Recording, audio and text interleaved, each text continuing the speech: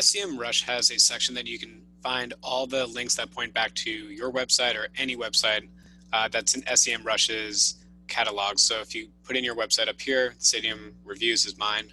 You click on backlink analytics for link building. So just real quick, I'm going to explain this dashboard. So it has just under 300 unique websites are linking out. So for example, if my business TM Blast links out twice, that means one referring domain, 2 backlinks. And so that's why yours can see the backlink numbers much higher, essentially. You can see over time the links that haven't grown. So you can see when I first started my website back in February of 2019, had 2, and now as of today is at 287. Same thing, links can increase and then decrease. This is a good visual too, it says new and lost. So don't freak out if you're losing links. It's totally natural. And it's natural to get links as well. What isn't natural is that if you go from, let's say you have 10 domains in the month of July of 2020, and then in the month of August, you go to, let's say, 10,000. That is unnatural. And Google is going to spot that. If they notice any unnatural link behavior, they're going to penalize your site, which means that they're going to lower your organic chance to rank up higher within their search results because you're trying to manipulate their ranking signal. So back in the day, links mattered a lot to rank. They still matter, but not to the degree of what they did maybe back in 2010, where you could get exact anchor match links on 10,000 sites that say, Fenway Park, for example, and then now all of a sudden you rank as #1 within Google for the term Fenway Park. It doesn't work like that. But it is important to get an idea of, who's linking out to your site and what that looks like. And, if you do need to potentially disavow any links, you could do that. But I'm not going to get into that right now. But what you can do is you can go to your backlink section here, and they have follow, no follow, and sponsored, and UGC, which is user-generated content. So I'm only going to look at follow for this video.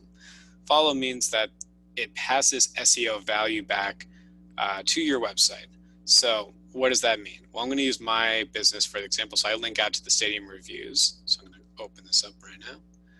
And somewhere on this page, I mention the Stadium Reviews, which is right here. So SEO process example. So I'm going to get rid of this section here so you can see. If I click on this right now, I'll just open this in a new tab. This links out to the Stadium Reviews. So I use that because I showcase off the Stadium Reviews all the time for potential clients, and then even just for case studies as well, because it's a website I own and I can share the SEO process that I'm working on. But then within SEMRush, I know that it's passing value as well. So it's a follow link, so which means that I just added a link to my website. It passes SEO juice back to the Stadium Reviews.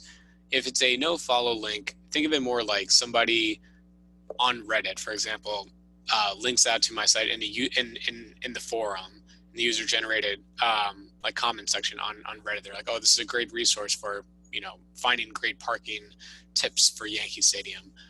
It's a link, but it doesn't pass any of that SEO juice back to my site. So what's important to note is that don't get too hung up on the fact of, well, how do I increase my follow links to my site? Maybe my proportion of follow versus do follow is not where I want it to be.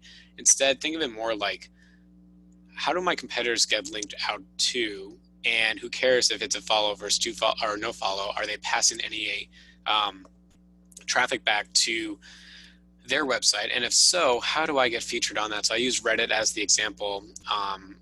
Back in May of 2019, I went to Tropicana Field. I posted it on Reddit about why I thought the place was not a dump, because that was a trending topic in Google, was why is it a dump? So I did the opposite. So I basically made a little controversy on Reddit, posted it with a link back to my site. It generated a lot of upvotes, a lot of comments, a lot of discussion.